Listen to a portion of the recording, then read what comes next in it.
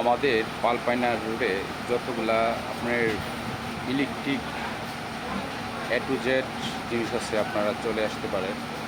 তো শুভ্র ইলেকট্রনিক্স, এই যে শুভ্র ইলেকট্রনিক্সে এ টু জেড মানে আপনার ইলেকট্রিক্সের জগতে যা আছে সব পাবেন।